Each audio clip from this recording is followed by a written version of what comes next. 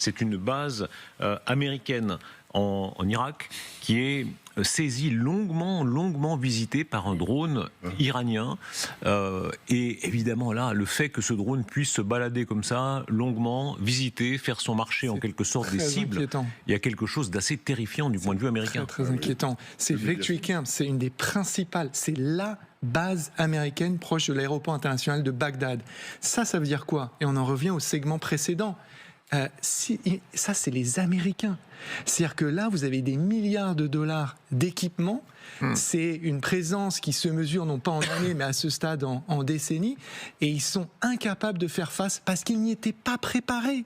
C'est ça qui est en train de se passer. Vous avez un drone FPV. C'est la première fois, à ma connaissance, qu'une milice pro-iranienne utilise un drone FPV First Person View. Comme ceux qu'on commande tous les jours, Darius, sur le théâtre ukrainien. Pour un général américain, ces images-là, c'est inimaginable. Mais c'est la super humiliation. Ils survolent impunément leur base. Ça veut dire qu'ils ont une couverture anti-aérienne qui ne tient pas la route, ou bien que il est peut-être simplement suffisamment petit pour passer sous les écrans radars, ne pas être détectable. Ça veut dire que la menace drone que l'on voit depuis 4 ans pendant la guerre d'Ukraine n'a pas été anticipée dans cette guerre ou considérée comme une menace résiduelle, pas très importante. Et on est parti sur une guerre conventionnelle de gros moyens très très chers, et puis ça donne ça aujourd'hui. Il y a là comme un résumé de l'histoire, parce que les Américains, disons-le, ont menti en 2003 pour aller envahir l'Irak. Il y a eu combien de morts au total? 1 million. 1 million de morts, et malgré ça, ils ne tiennent pas, ils n'arrivent toujours pas à tenir vraiment ce pays. Alors, vous savez, il y avait ce débat, est-ce que c'est mieux après ou avant Saddam? En tout cas,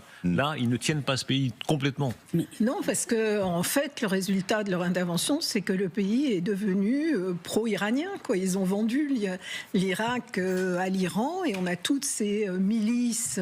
Il y en a, je ne sais pas combien, parce que bon, quelqu'un disait, au Liban, vous avez le Hezbollah, mais en Irak, vous avez des dizaines de milices, et qui répondent essentiellement 80. Oui, c'est le chiffre, effectivement, et qui prennent leurs ordres à Téhéran. Donc le pays, effectivement, est tout à fait instable, et on le voit aujourd'hui, puisque les Iraniens sont en train de frapper. Alors ils frappent non seulement les bases américaines, françaises, italiennes ou autres, mais ils frappent également les Kurdes iraniens, dont on dit qu'ils peuvent se préparer à intervenir en Iran.